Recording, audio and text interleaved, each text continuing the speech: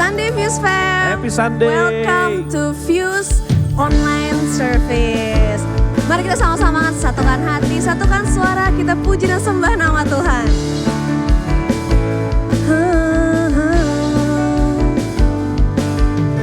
Besar dari yang ku harapkan, bukti dari segala yang tak kulihat. Iman berikan ku kekuatan untuk melakukan perkara yang hebat bersama Rohku. Ku pasti menang. Let's sing it out. Tinggi namamu dipuji, hormat kemuliaan, sorak dengan segenap hati, Raja keagungan. Haleluya.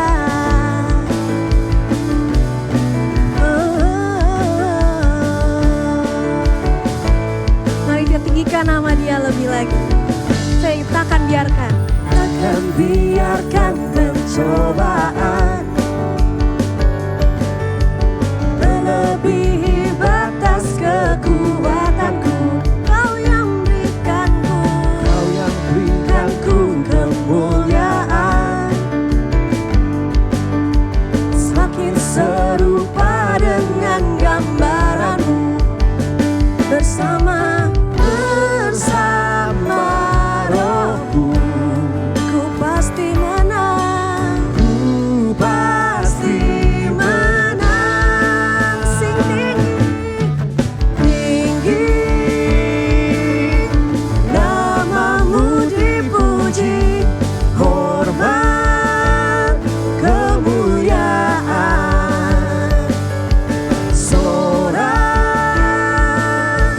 dengan segenap hati, Raja keagungan. Haleluya. Tinggi namamu dipuji Tuhan. Sama-sama kita katakan. Tinggi namamu dipuji, hormat kemuliaan, sorakan dengan segenap hati, Raja keagungan. Tinggi namamu dipuji, hormat kemuliaan, sorak dengan segenap hati, Raja keagungan. Raja keagungan, Raja keagungan. Haleluya.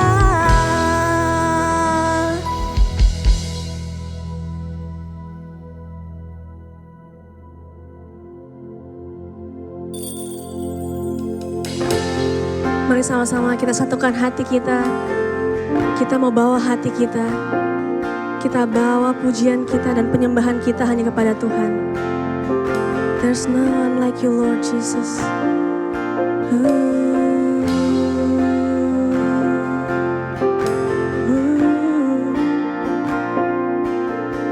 There's no one like you, Lord. Mari sama-sama kita nyanyikan. There is none like you. No one else can touch my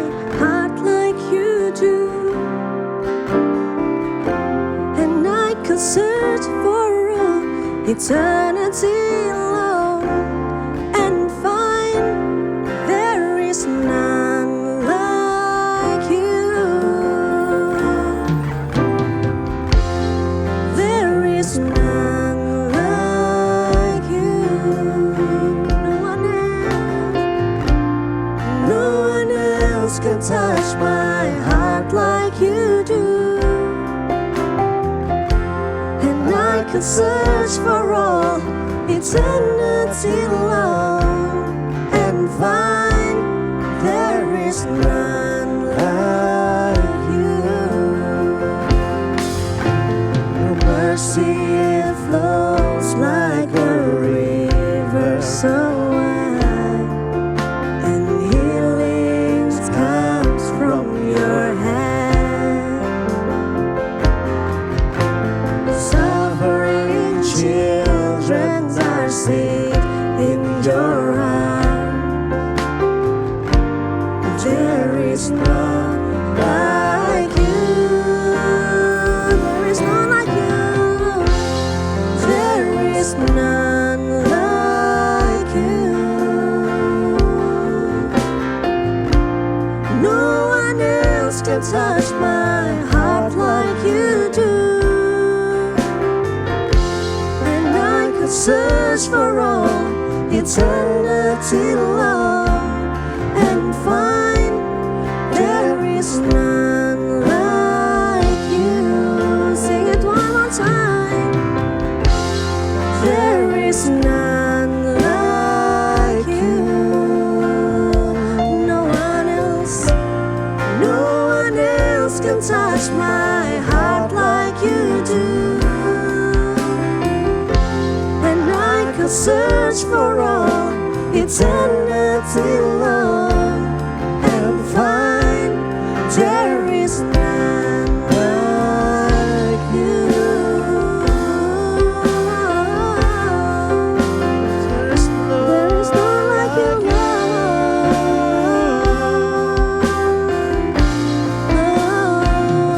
Kami tinggikan namamu, Bapa segala raja.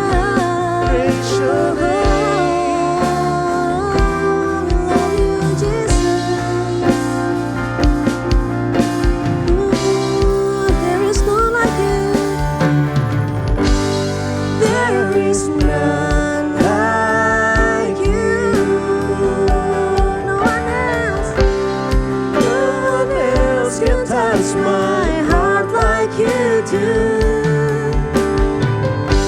And I could search for all eternity long and find there is none like you. There is none like you. No one else can touch my heart like you do. And I can search for all eternity long and find there is none like you. I can search, and I can search for all eternity long and find there is none like you. There is none like you. There is none like you.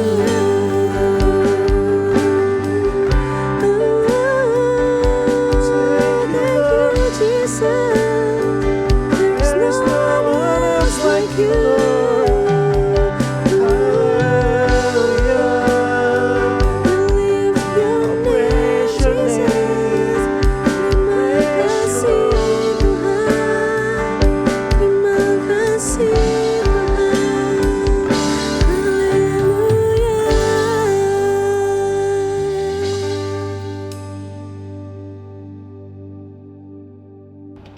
Hello Views, senang sekali hari ini bisa menjumpai saudara kembali di dalam ibadah online ini. Tema yang diberikan kepada saya hari ini adalah Follow Your Heart. Nah, sebelum kita masuk dalam firman Tuhan, saya mau ajak kita sama-sama berdoa. Tuhan, terima kasih, kami bersyukur buat hari ini kami bisa kembali berkumpul di dalam ibadah ini. Kami juga bersyukur kalau sepanjang hari-hari kami, Tuhan senantiasa menyertai kami, Tuhan senantiasa melindungi kami, dan Tuhan juga memberkati kami. Hari ini Tuhan, kami datang kepada Tuhan. Kami mohon Tuhan untuk berbicara ke dalam hidup kami.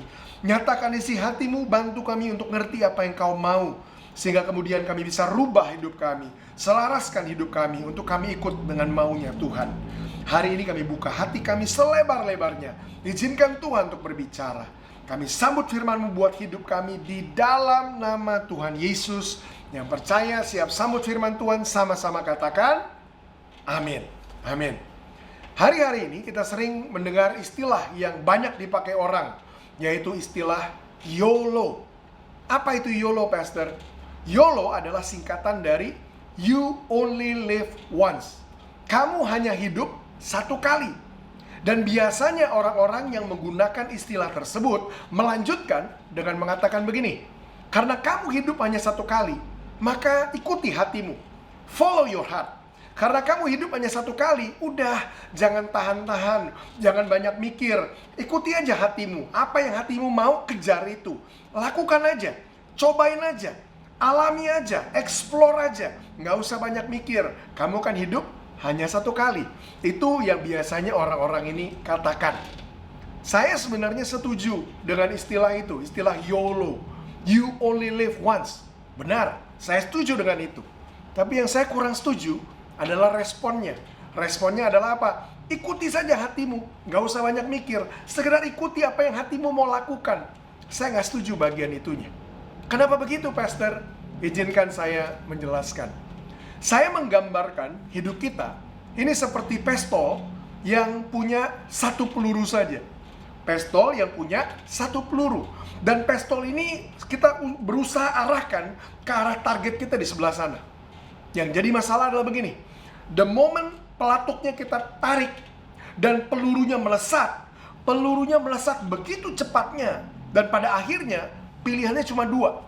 Kena sasaran atau meleset. Saya menggambarkan hidup kita ini seperti itu. Hidup kita seperti pistol yang punya satu peluru. Dengar ini baik. Kita hanya punya kesempatan satu kali untuk menjalani hidup kita. Dan problemnya gini, the moment kita arahkan hidup kita dan kita jalani hidup kita ini melesat begitu cepatnya. Saya sudah berusia 42 tahun ini. Saya tahu betapa cepatnya hidup ini melesat. Saya ngerasanya baru kemarin nikah. Sekarang anak-anak saya sudah besar. Waktu berjalan begitu cepat. Saudara yang lewatin pandemi ini pun sama rasanya. 2 tahun lebih loh pandemi ini udah lewat. Dan berjalan begitu cepatnya. Hidup berjalan dengan sangat cepat. Dan problemnya begini, sebelum kita sadar, sebelum kita bisa berpikir, sampai di ujung sana, pilihannya cuma dua. Kita mengenai sasaran atau kita meleset. Yang jadi masalah, kalau sampai ternyata meleset, kita nggak bisa cabut lagi itu peluru, masukkan lagi dalam pistol, dan kemudian berusaha tembakan kedua kalinya. Hidup ini nggak menyediakan privilege seperti itu. Kita hanya bisa menjalaninya satu kali. Saya bilang hidup ini nggak seperti film kartun. Kalau film kartun zaman dulu ya, kalau sekarang anime itu udah lain lagi genrenya. Tapi zaman dulu kalau film kartun, saudara bayangkan Tom and Jerry. Tom and Jerry itu kucing sama tikus, kejar-kejaran. Tikus dan kucing ini kejar-kejaran, dan seringkali si tikusnya menjebak yang kucing. Lagi lari itu ternyata ditipu. Dia ngelewatin kain, belakangnya ternyata jurang. Wah, lewat jurang. Biasanya digambarkan, larinya saking asiknya, saking kencengnya, udah lewat jurang, dia baru sadar, wah ternyata bawahnya udah bolong, kakinya masih muter begitu. Terus gimana? Ya namanya film kartun. Udah sadar itu jurang, itu kayak di rewind, mundur lagi, nggak jadi jatuh. Itu cuma bisa terjadi di film kartun. Hidup kita nggak punya privilege itu. Kita nggak punya kemewahan mengulang kembali hidup. The moment kita sadar, kita sudah menggunakannya salah, kita sudah salah jalan, kita sudah tersesat, kita sudah nggak sampai sasaran, kita nggak bisa merewindnya. Saudara bayangkan umur 60 tahun, umur 70 tahun, yang ada cuma nanti penyesalan. Nah kita nggak mau hidup di dalam penyesalan.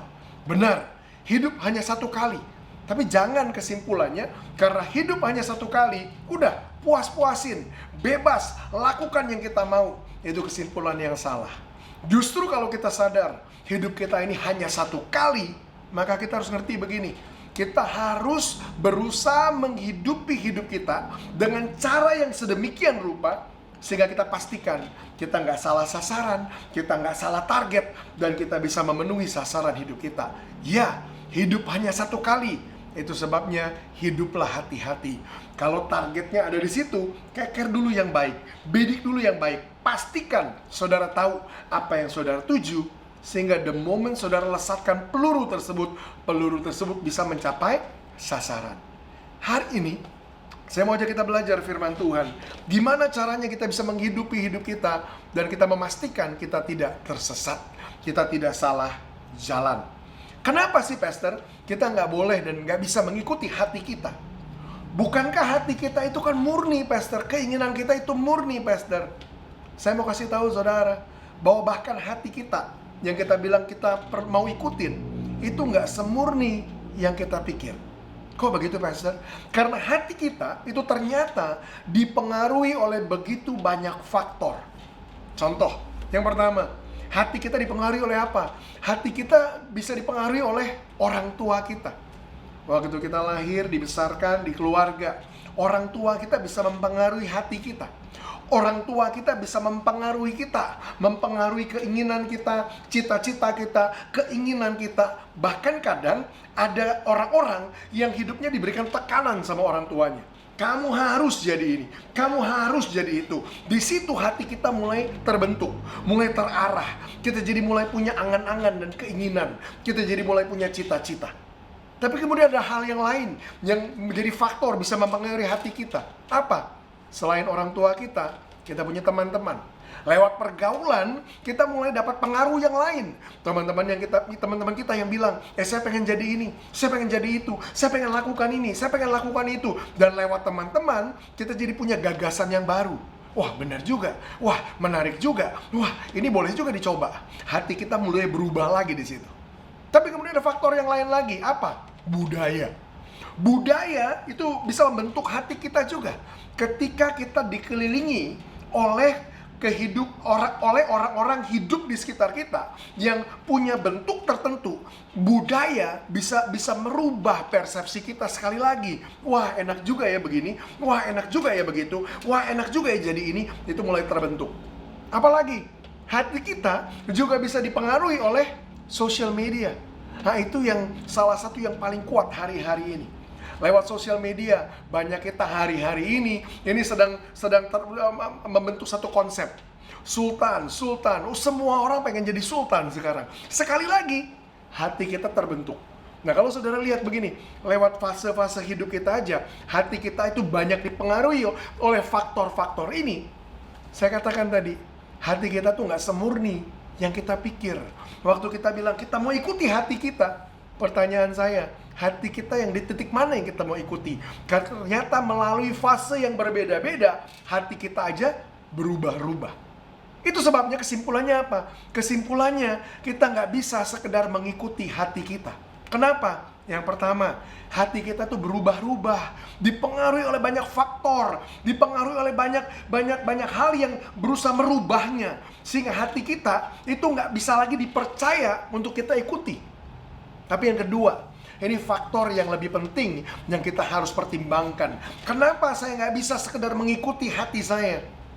Karena kalau hati saya dipengaruhi oleh orang-orang di sekitar saya tadi. Dengar ini, orang-orang yang mempengaruhi hati saudara, membentuk persepsi dalam hidup saudara, orang-orang tersebut bukanlah yang menjadi penggagas hidup saudara. They are not the author of your life. They are not your creator. They are not the one who make your life. Mereka bukan orang-orang yang menggagas hidup saudara, yang menjadi pemilik dari hidup saudara, yang menciptakan saudara. Dan karena mereka bukan pemiliknya, tentu saja mereka nggak bisa jadi faktor yang menentukan tujuan hidup saudara. Makanya saudara nggak bisa sekedar mengikuti hati saudara. Kalau saya nggak bisa mengikuti hati saya, Pastor, hati saya ternyata berubah-ubah karena banyak orang-orang tadi yang mempengaruhinya. Kalau saya nggak bisa mengikuti hati saya, karena ternyata yang mempengaruhi hati saya orang-orang yang bukanlah penggagas hidup saya. Kalau gitu apa yang saya harus ikuti, Pastor? Wah, ini pertanyaan yang bagus. Hari ini saya mau ajak kita lihat firman Tuhan, berusaha menjawab pertanyaan itu. Siapa dong yang kita bisa ikuti kalau kita seharusnya nggak mengikuti hati kita? Saya mau ajak kita untuk buka Alkitab kita sama-sama ke Yeremia pasal yang ke-29. Kita mau lihat sama-sama ayat yang ke-11. Ini satu ayat yang familiar, banyak kita kutip ayat ini, banyak kita dengar ayat ini dikhotbahkan. Tapi hari ini saya mau kita jabarkan dan kita gali secara mendalam, supaya kita bisa tangkap prinsip-prinsip penting yang kita bisa pakai buat hidup kita. Yeremia pasal 29 ayat yang ke-11. Kita mau cari tahu, siapa kalau gitu yang bisa kita ikuti kalau bukan hati kita. Yeremia pasal 29 ayat 11 saya bacakan buat saudara. Bahasa Indonesianya katakan begini. Sebab aku ini, kata aku, perhatikan itu huruf besar, itu Tuhan. Tuhan katakan, sebab aku ini mengetahui rancangan-rancangan apa yang ada padaku mengenai kamu. Demikianlah firman Tuhan, yaitu rancangan damai sejahtera dan bukan rancangan kecelakaan, untuk memberikan kepadamu hari depan yang penuh harapan. Saya mau bacakan ayat ini dalam bahasa Inggris. Ini versi New International Version, NIV, buat kita semua, sehingga kita dapat gambaran yang lebih lengkap tentang ayat ini. Dalam versi NIV, ayat ini katakan begini. For I know the plans that I have for you, declares the Lord. Plans to prosper you and not to harm you. Plans to give you hope and a future. Tuhan katakan ini, kalau diterjemahkan langsung bahasa Inggrisnya bilang begini.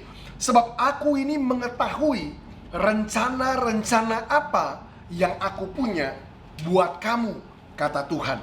Yaitu rencana-rencana untuk memakmurkan kamu dan bukan untuk mencelakai kamu. Rencana-rencana untuk memberikan kamu harapan dan masa depan. Yang pertama, yang saya mau saudara dan saya sama-sama ngerti lewat ayat ini adalah begini. Tuhan mau katakan, I have a plan for you. Dengar. Tuhan yang adalah penggagas hidup kita, who is the author of our life, who is the creator of our life, Tuhan yang menciptakan hidup kita, berkata begini, I have a plan for you. Tadi ada orang-orang di sekitar kita yang masukkan gagasan mereka dalam hidup kita, yang berusaha mempengaruhi hati kita. Yang saya bilang tadi, seharusnya kita gak ikutin. Mereka bukan author, penggagas hidup kita. Tapi Tuhan yang adalah penggagas hidup kita, Tuhan mengatakan begini, I also have a plan for you. Sementara orang-orang ini punya rencana buat hidup kita, Tuhan yang pencipta hidup kita, Dia mau berkata buat kita semua, Dia juga punya rencana buat hidup kita. Tuhan punya rencana buat saudara, Tuhan punya rencana buat saya. Ini yang pertama yang saya mau saudara ngerti. Nggak bisa kita sekedar ikuti hati kita. Kenapa? Karena hati kita berubah-ubah. Karena hati kita dipengaruhi oleh orang-orang yang bukan mereka ciptakan hidup kita. Tapi Tuhan yang menciptakan hidup kita, Tuhan juga punya rencana, punya gagasan, punya rancangan atas hidup kita. Lewat ayat ini kita ngerti, ternyata ada rencana lain yang kita bisa pilih. Bukan ikuti hati kita, tapi ikutin rancangan Tuhan, ikutin rencana Tuhan.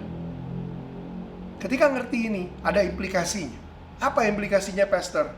Dua rencana yang berbeda nggak bisa berjalan bersamaan. Saya janjian sama JJ, hey bro, kita ketemuan yuk. Dia bilang, boleh bro, di mana kita ketemu? Saya bilang sama JJ, gimana kalau kita ketemu di restoran A? Dia bilang, jangan bro, di restoran B. Saya bilang, enggak, di restoran A. Dia bilang, enggak, di restoran B. Nah, saya mau ke restoran A, JJ mau ke restoran B. Pertanyaan saya, bisa ketemu nggak? Nggak bisa. Kalau ngotot-ngototan, nggak bisa ketemu. Dua rencana yang berbeda, nggak bisa ketemu. Saudara mau ikutin hati saudara. Orang bilang, ikuti hatimu. Orang-orang pengaruhi hati kita. Sudah, lakukan ini. Mereka bilang, ikuti hatimu. Kita mau ikutin hati kita. Tapi Tuhan bilang begini, I have a plan for you. Aku tahu loh.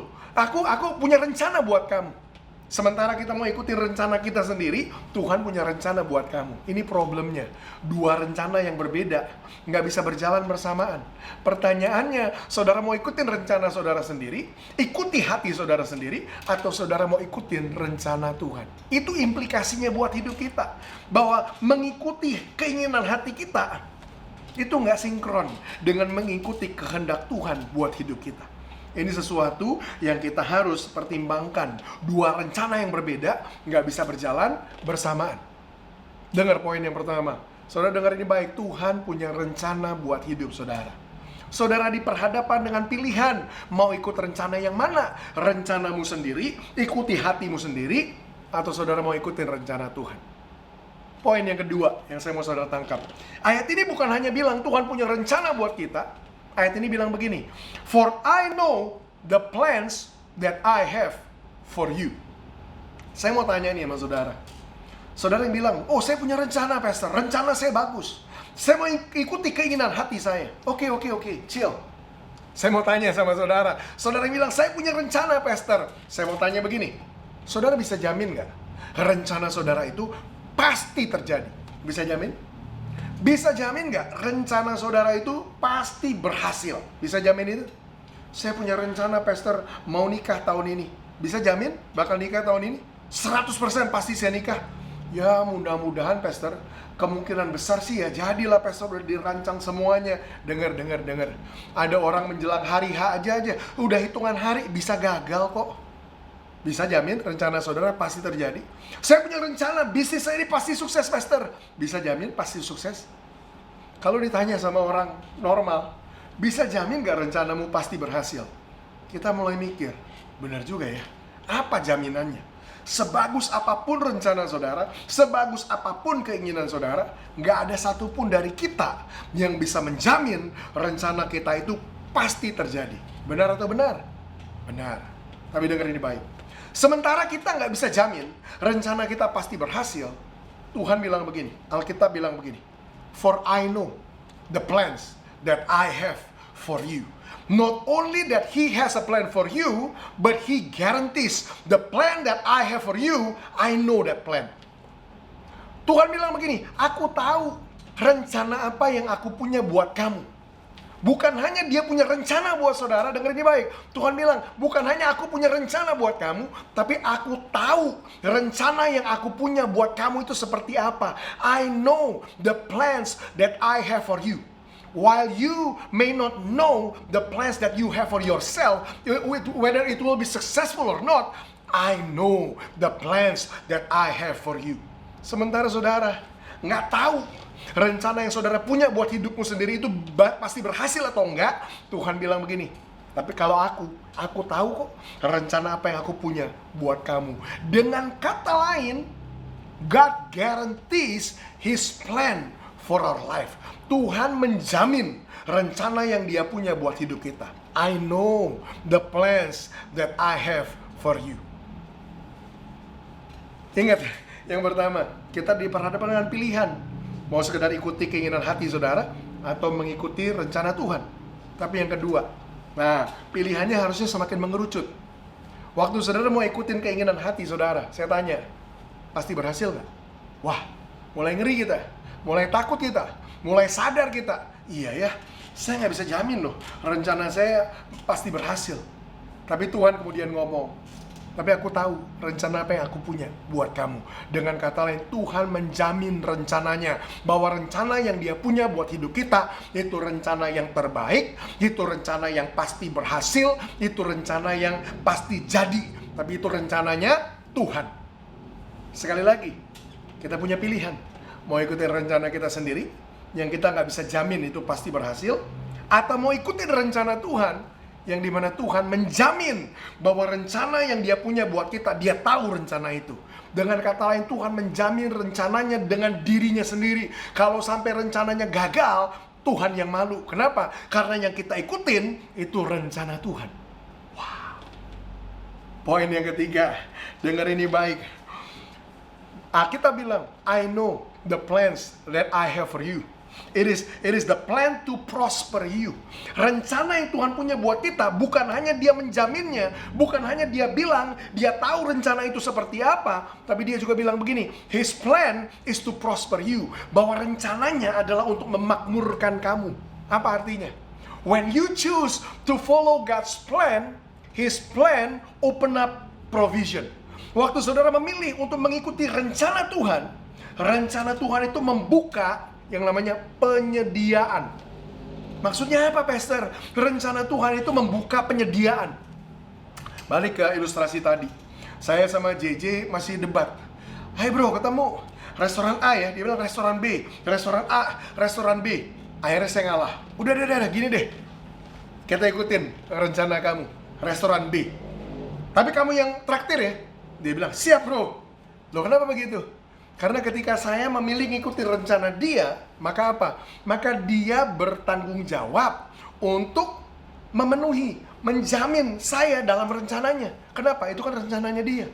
Rencananya Dia yang saya ikutin, ya otomatis Dia yang bayar dong. Kenapa? Ya karena saya ikutin rencananya. Make sense?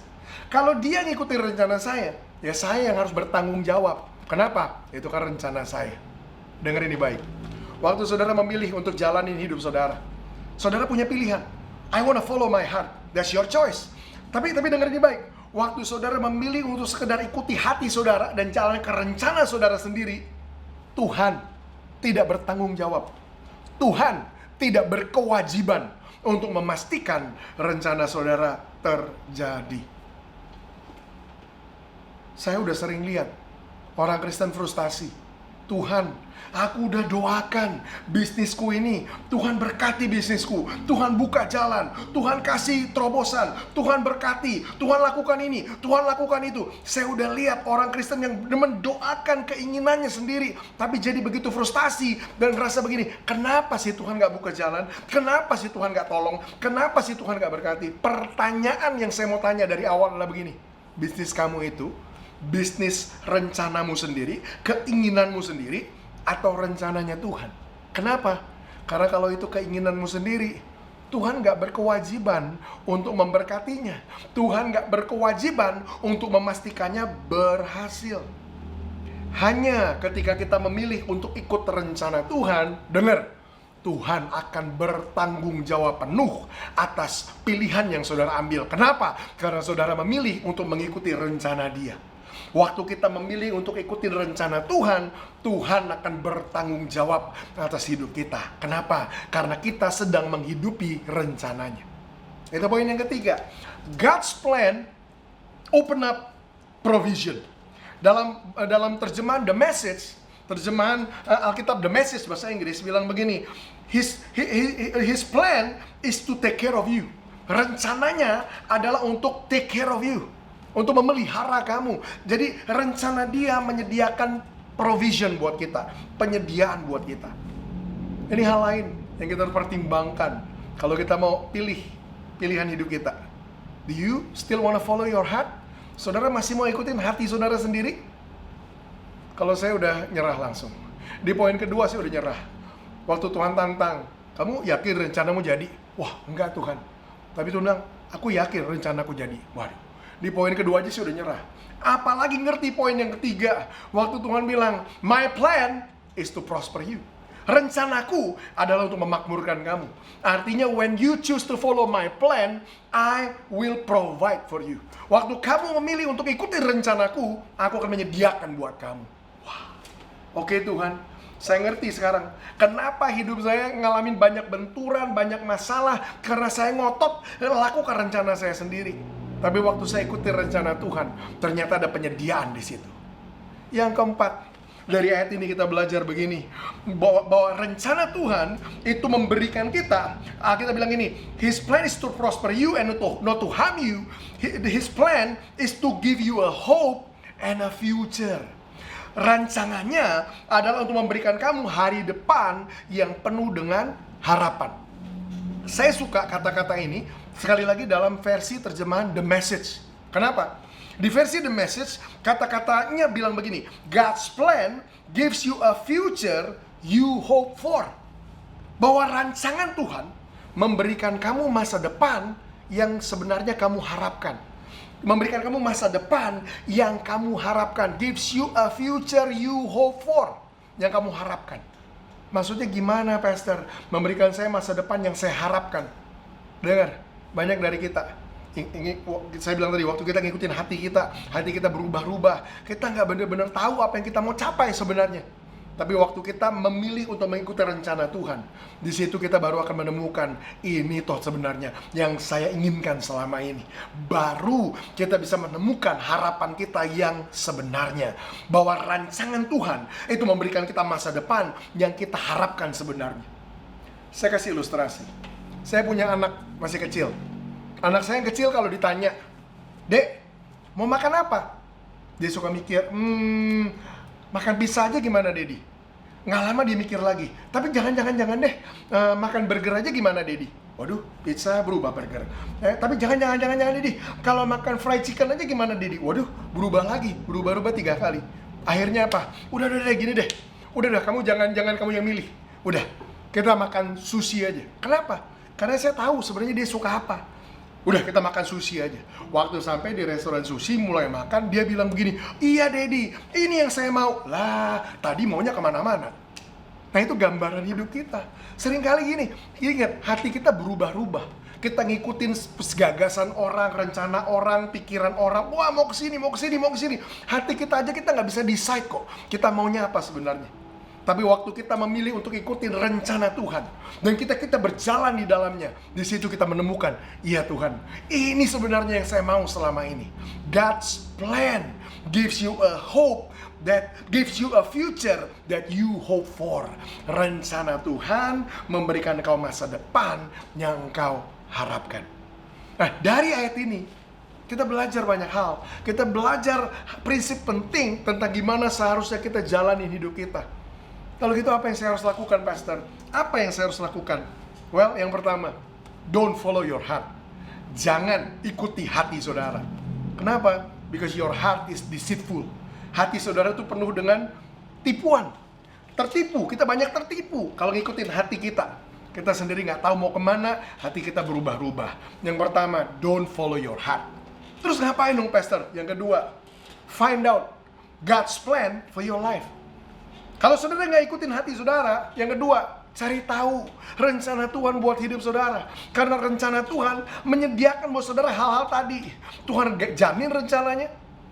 Rencana Tuhan memberikan penyediaan dalam hidup saudara. Dan rencana Tuhan memberikan saudara masa depan yang sesungguhnya saudara harapkan.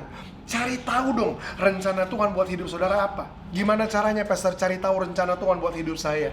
Datang sama yang jadi penggagas hidup saudara. Come to the author of your life. Come to the one that have created your life. Datang kepada dia yang menciptakan hidup saudara. Kenapa begitu? Karena cuman yang menciptakan saudara, yang bisa kasih tahu saudara, saudara diciptakan untuk apa. Datang sama Tuhan. Jangan datang sama saya, jangan datang sama JJ, jangan datang sama pendetamu. Kenapa? Karena bukan kita yang ciptakan kamu. Cuman yang menciptakan hidup saudara, yang bisa kasih tahu sama saudara, saudara diciptakan untuk apa. Cuman dia yang bisa kasih tahu saudara rencananya buat kamu itu apa. Yang kedua, cari tahu rencana Tuhan buat hidup saudara. Yang ketiga, sesudah saudara tahu rencana Tuhan buat hidup saudara, yang ketiga, choose to follow that plan. Pilihlah untuk ikutin rencana itu. Jadi ingat ya, jangan ikuti hatimu. Kita bisa tersesat, kita bisa nyasar. Yang kedua, cari tahu rencana Tuhan buat hidupmu. Yang ketiga, waktu kamu temukan itu, kejar itu. Ikuti rencana Tuhan. Itu akan memberikan kamu masa depan yang sebenarnya kamu harapkan. Hari ini saya berdoa. Sungguh, saya berdoa begini. Saudara bukan hanya dapatkan pengertian yang baru, pengetahuan belaka. Saya berdoa begini. Sesudah pesan ini, saudara benar-benar datang sama Tuhan. Dan benar-benar doa, benar-benar cari tahu, Tuhan, aku hidup hanya satu kali. Dan hidup ini pendek, hidup ini singkat, hidup ini melesat dengan sangat cepat. Aku gak mau meleset dari sasaran. Dan hari ini aku belajar, Tuhan, untuk gak sekedar mengikuti hatiku sembarangan. Karena hatiku bisa bikin aku nyasar, bisa bikin aku tersesat. Tuhan, kasih tahu aku Apa rencanamu buat hidupku? Saya berdoa saudara benar-benar cari Tuhan, kejar Tuhan, dan cari tahu dari Dia apa rencananya buat hidup saudara. Dan saya berdoa Tuhan akan bicara khusus buat saudara, kasih tahu saudara rencananya yang besar buat hidupmu. Dan ketika engkau mulai kerjakan itu, saya berdoa begini, kemuliaan Tuhan akan dinyatakan dengan luar biasa dalam hidup saudara. Mari kita berdoa. Tuhan, terima kasih buat ibadah ini. Kami boleh belajar firman Tuhan yang luar biasa. Hari ini kami ngerti Tuhan, bahwa kami gak bisa sekedar sembarangan ikuti hati kami. Kami banyak dipengaruhi oleh teman-teman kami yang bilang, ikuti hatimu, ikuti hatimu. Kamu hidup hanya satu kali. Hari ini kami sadar, benar hidup kami hanya satu kali. Tapi kemudian respon yang benar adalah, karena kami hidup hanya satu kali, kami gak boleh hidup sembarangan. Kami gak bisa sekedar ngikuti hati kami, kemana hati kami mau. Kami perlu ngerti dan cari tahu apa rencana Tuhan buat hidup kami. Tuhan, aku berdoa buat setiap mereka anak-anakmu yang dengar pesan ini. Tuhan, Kau jumpai mereka dalam pencarian mereka. Firman-Mu berkata, yang mengetuk Tuhan akan bukakan, yang mencari akan menemukan, yang mengejar Tuhan akan menemukan Tuhan. Dan ketika mereka menemukan Tuhan, aku berdoa Tuhan, nyatakan buat mereka apa rencana-Mu yang besar, sehingga mereka sadar kemana seharusnya mereka mengarah, dan mereka mulai kerjakan tujuan Tuhan buat hidup mereka. Seperti Yesus, aku berdoa mereka bisa berkata, mulai saat ini makanan kami ialah melakukan kehendak Engkau yang mengutus kami dan menyelesaikan pekerjaan-Mu. Kami mau Tuhan, hidup ini kami hidupi begitu tajam dan akurat, sehingga hidup kami bisa mencapai sasaran, agar kami menemukan masa depan yang kami harapkan itu di dalam Tuhan. Terima kasih Tuhan buat pesan ini. Aku berdoa Tuhan berkati setiap mereka, bahwa hidup mereka terus naik dan mengalami terobosan. Kami bersyukur di dalam nama Tuhan Yesus. Yang percaya sama-sama katakan amin. Sampai ketemu, Tuhan Yesus memberkati.